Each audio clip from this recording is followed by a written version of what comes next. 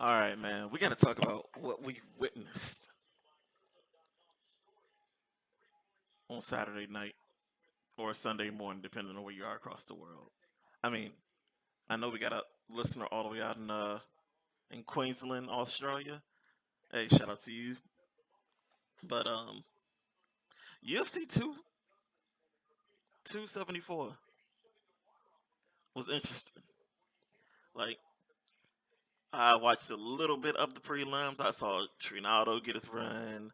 I saw Macy Chasson get her win. I wasn't able to see Brandon Roy Val tuned in a little bit too late, but didn't see him get his win. I did see Andre Fi, Fialho, the the Italian. I saw him land a devastating strike on Van Camp. Saw that shit go down. But let's go to the main card, which I watched all the way through. Yo, this is probably one of the weirdest cards I've ever witnessed for a minute. Let's start. Randy Brown versus Chaos Williams. Watching the first round, this shit looked like Chaos Williams has this in the bag. He's probably gonna finish this shit. Lo and behold, somehow Randy Brown survives and turns shit around and gets the split decision win. I don't know how the fuck that happened. I was just as amazed that that shit happened at all. And I'm just sitting there like, this this is a little crazy. It's a little crazy. Then, early on in the night, we also found out that Joe Lawson versus Cowboy Cerrone was canceled because Cowboy got a non-COVID illness going on. He been throwing up, might got food poisoning, something like that. He couldn't recover. Unfortunately, the fight got cut from the card. They're gonna reschedule it for later. Hopefully, everybody loves to see Cowboy fight. If you're an MMA fan, Cowboy's like your favorite fighter's favorite fighter, man. Everybody loves seeing him fight. He's been with the UFC extremely long. I think he still has the record for the most fights in the UFC, if I'm not mistaken. I think he's up to like 30 some fights. Yeah, he's third behind Andre Arlovsky and Jim Miller. Jim Miller got 39 and Andre Arlovsky still fucking fighting. He has 38. Donald Cerrone out here with 37. Like that's a nuts amount of fights. And then Donald Cerrone's also tied with Andre Arlovsky and Jim Miller for the most total wins in the UFC with 23, which is fucking nuts. And Charles Oliveira is right behind him, but we'll get to that later. Charles Oliveira is right behind him with 21. But that fight got canceled for Cowboy. That sucked. Then, you know, once upon a time, I guess you could say this card was full of two old people fights. Because then they moved on to, they bought back out Mauricio Shogun Hua and Oven St. Peru. Two guys who have been in this game an extremely long time.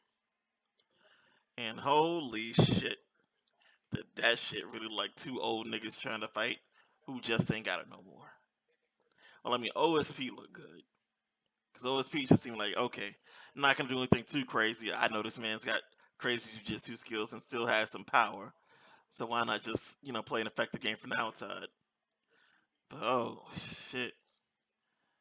Shogun was out there looking like Nick Diaz in his last fight, just the power still there, but the speed just wasn't. The speed and conditioning just didn't seem like it was it.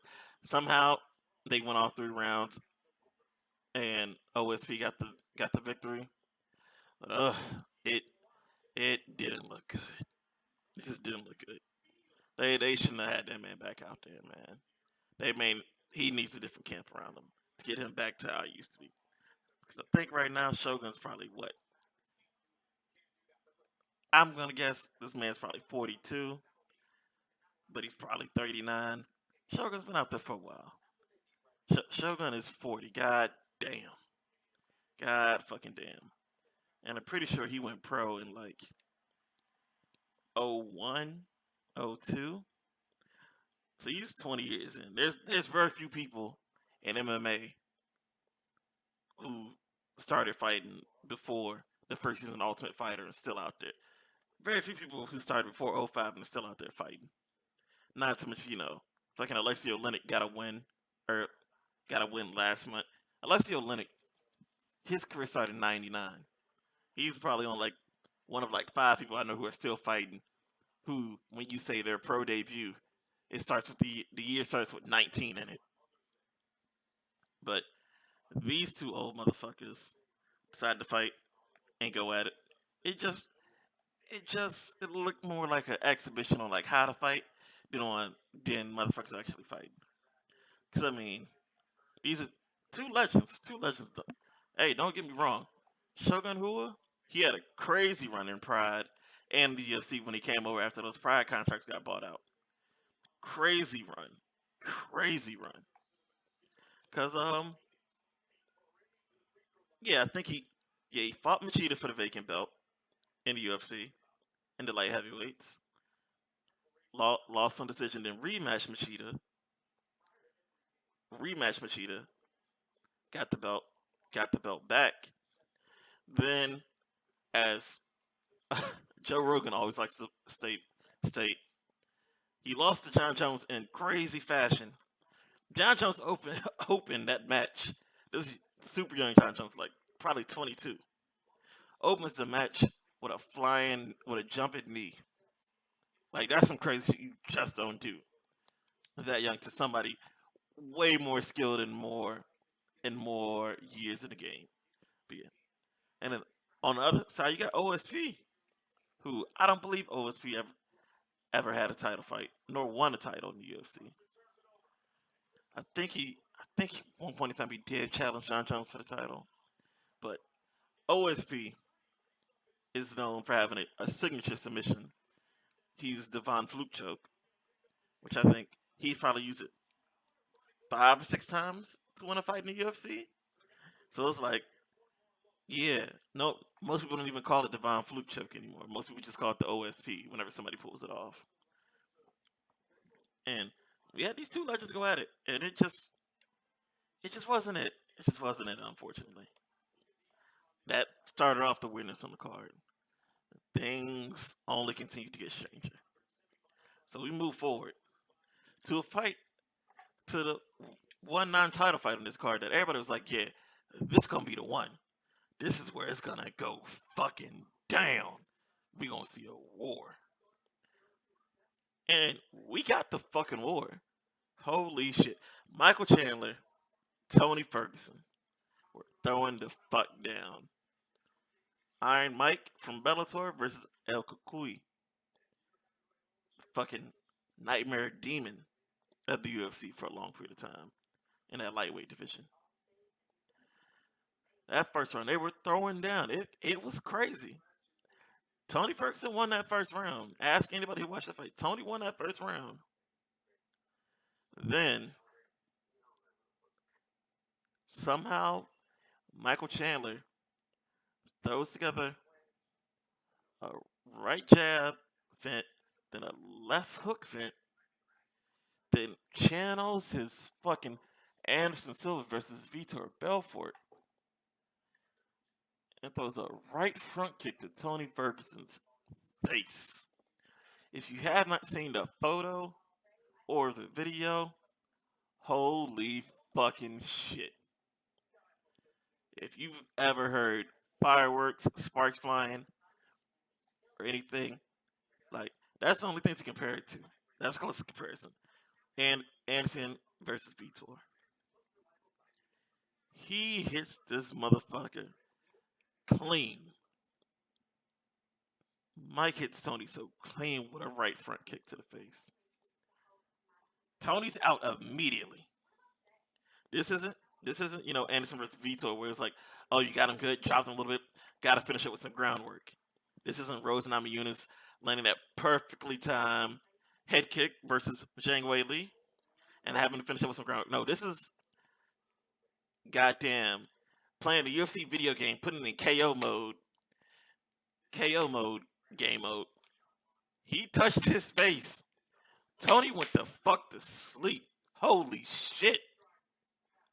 Like I trust me. If you think you've seen a crazy knockout, this is like perfectly set up, perfectly timed a kick. It was crazy. Mind you, The crowd goes crazy. He's like, oh. Michael Chandler celebrating, going crazy, doing this backflip off the cage, all of that. Mike's still celebrating. Then next thing you know, the crowd just goes quiet, like after 15, 20 seconds, because they realize Tony's not getting up. Like Tony's out. Like this is a walk off KO. Tony's out. Like he ain't moving. And so this shit was so clean, so powerful that Tony was on a mat for about 3 minutes, still asleep. I'm not talking about like on the mat, like oh, getting medical attention, trying to get him. Like no, he's on the mat, still asleep. And they finally get him up, and you can tell when they're doing the goddamn, fight result announcement, raising a hand. For some reason, they decided to put Tony there. You can see Tony doesn't know where the fuck he is. He just woke up. He thinks he's supposed to be in his bed at home because he was out. The lights are fucking cut out. You know what? I'm probably gonna have to make him just being on the mat. Gonna have to make the thumbnail for this episode because, god damn, that boy won't move. It's like goddamn. Everybody know the joke, the meme. You want to see a dead body? Tony Ferguson was a goddamn dead body. Dead man. Dead man sleeping. Not even a dead man walking, just dead man sleeping. Put that nigga in a grave. Right then and there. And so, that fight immediately lived up to the hype. Then, sweet fucking Jesus. So, we have Carla Esparza versus Rose Namajunas Part 2. 8 years in the making. Their second time facing one another after they fought for the inaugural strawweight title way back in 2013, back when UFC, Dana White finally decided to have women be part of the organization. Way back 2013. Goddamn. Most of y'all probably weren't even UFC fans when this fight happened. Who are listening to this? They finally get the rematch. And once again, happens to be for a title. But fucking God, the only fight I knew that sort of had this level like they're not fighting one another that I watched live was when Israel Adesanya last album took on the soldier guy Romero. Romero just came out there standing, but at least Izzy threw some strikes in there the first round, try to figure out how to get to move, and then get some action going eventually. Dude, the first, I'm not even gonna say the first. The whole 5 rounds of this fucking fight, except for like probably in the middle of the fourth round, where Carlos Esparza like dove to try to get some groundwork going, try to get a couple takedowns. These motherfuckers were just standing there looking at one another the whole fucking fight. Holy shit, was this a boring fight. Like, this is one of the times you gotta say, you know what? I'm glad I legally streamed this shit. Because if I paid money and got that shit, disgusting. Oh my god. I ain't never seen no shit like that before in my life. It was the weirdest shit ever. I think like total for the fight, like total together, combining them, they threw like less than 100 strikes combined, which is nuts. I mean, the the stats people are throwing some fence in there to try to make it look like a fight happened, but I'm telling you, combined, they definitely threw less than 100 strikes combined. I know they definitely landed less than 100 strikes combined, because together I think they probably only landed like 60 between the two of them for the whole fight. Shit just wasn't good. They was just looking at one another the whole time, just standing there, man. Like that's not even. If you have ESPN Plus, this is not even worth checking out when they replay it a week later for the people who are ESPN Plus subscribers and you get it for free. Don't even like. Soon as you see that fight, fast forward that shit to Oliveira versus Justin Gaethje, which I'm fast forwarding to now. Them two women are getting no more of my time. So For those who may not be as in tune with the sport and keep up with all the little small details going on, you may have seen it if you did watch the fight that it was mentioned. So they say it's the first time in UFC history, but I recall it happening maybe twice when guys had to fight in Canada or the UK for a title. That the champion was initially stated as being it's not making weight for their weight class to fight for the title. As in the scale sensitivity is set a little bit differently in other countries because well in Canada and the UK at that point in time they're using the stone system of weighing fighters versus the pounds or kilograms. Weird, just a little weird, but yeah. Charles Oliveira wasn't able to make weight, and then not even just Charles, because of course it would come from the guy who didn't make weight to be like, yeah, this shit's fucked up, the scale's fucked up. All the fighters, almost all the fighters, had complaints about the scale where they said the scale was making everybody come in about a pound and a half heavier than the scales that they would weigh in, that they would weigh themselves on inside their rooms right before walking down there to get weighed. You know, and this is and mind you, these fighters aren't rehydrating themselves because of if you guys don't know the process, go back watch the first season of Ultimate Fighter. An infamous episode of, which really blew him up. It's like watching a guy actually attempting to cut 15 pounds in 24 hours because he had already because that showed us sort of skeletal fights a little bit weird, but seeing how drastic weight cuts can be and if you want to get more into it to know like how things work, listen to some people out there hate him, but listen to the MMA episode of Joe Rogan where he has the fighter named Bobby Green on. Him and Bobby Green talk about it because they talk about a fighter named Paddy Pimblett from the UK who's a rising star, and he talk about how fat he sort of gets right after fights, and then they go breaking down and getting into it. And Bobby Green, basically explains for the most part, you know, outside of ONE FC in Asia, so that's really the only combat sports brand that basically gets rid of weight cutting by doing regular hydration tests on the athletes. Almost every other fight organization allows you to cut weight. However you get to that weight is however you get to that weight.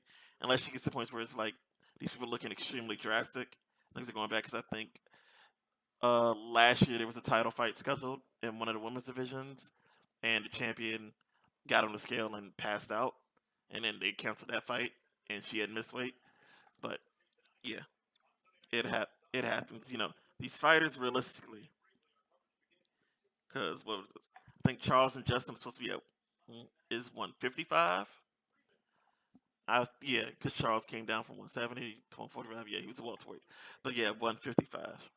Mind you, these fighters, whatever their weight class is that they come in at, most of the time they only are actually at that weight for probably at max 4 to 5 hours.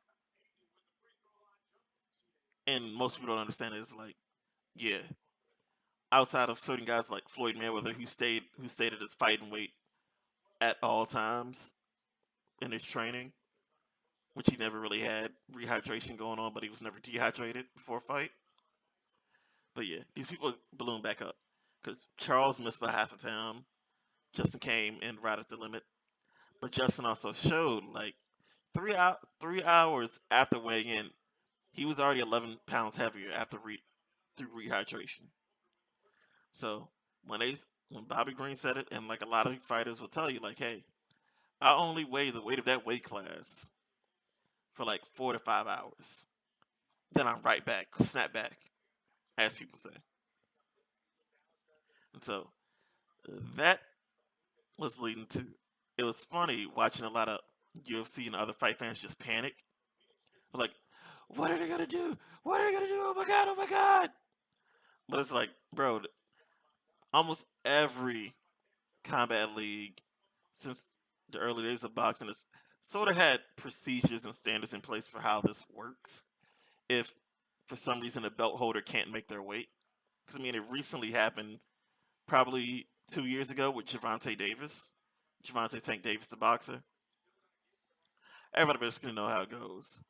For the most part, it's like okay, you can still you're still gonna be in the title fight, but you vacate the belt, and then you will have to fight again to actually win that title back instead of being defended. Most of the time, that is how it works.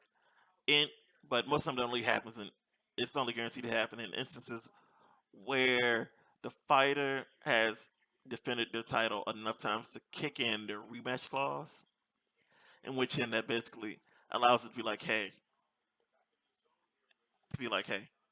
I I lost the title in this fight. I lost it. I lost the title in a fight, and I won a fight against a contender for the belt. So therefore, my rematch is automatically guaranteed, basically in a sense. Which I'll just get into the details. Charles Oliveira won the fight against Justin Gaethje in the first round. It was a wild ass first round. Justin like dropped Charles probably twice, wobbled him a few times more. Then he got to the ground and Charles was working a crazy ground game. The craziest transition of going for a rear naked choke because he had Justin's back. But then Justin slid down so he couldn't get the choke in properly. Then Charles quickly transitions into a triangle. Then he realized Justin's about to turn out a triangle. Then they do a couple of rolling, sprawl, north, south, mix it up, all balled up. The next thing you know, he's back on his back again, and he locks in a rear naked choke, in which Justin tries to see if he can get out, tries to move. Then Justin realizes like he can't get out, and Justin taps right before Justin passes out. Like Justin was out for like a half second, then came right back. Lights is out, lights right back on. Little flicker switch, and then and so Charles Oliveira, they officially he's not the champ, but in the eyes of most fans, it's like he's currently the champ. People are like, oh, it's a half pound, should be able to yada yada yada. It's like, no, it's like there's rules. Like to be fair to everyone who ever comes through that division or ever fights within that organization, whatever those weight class limits are, everyone has to meet it in order to win a title. No exceptions made. I mean, most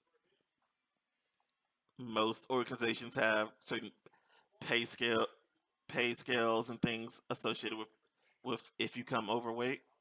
In which Charles's case, he forfeited his champion pay because UFC has a pay scale for if you're a champion versus not a champion. And so his pay for being a champion was taken away. He was just paid for whatever he would be making as the number one challenger. And then that happens, but right in the UFC has a 1 pound limit for every weight class for non-title fights. So basically, you can come in up to a pound over the weight class, what it's supposed to be, and not lose any part of your check. And for the most part, that's how the UFC does it. Some other organizations allow it to get a little bit higher as you go weight classes, such as 155 might be 1 pound, but trying to make 205 they allow up to 5 pounds maybe, and some orgs with the 265 as the heavyweight limit might allow you go up to 275 without losing any pay. Or basically, just for the most part, just you know, within a range with whatever each organization deems is like, hey, this person actually tried to lose the weight. But it's a crazy scene in that fight. So as I said, this is a weird card, up and down, like boring, exciting, boring with these fights, man. It was a weird card, especially having a card where the champ has to vacate the title, and the champ goes in there and shows why they're the champ. Charles Oliveira has been hitting a new level, and people are saying Khabib needs to come back out. Because I don't think Charles ever fought Khabib.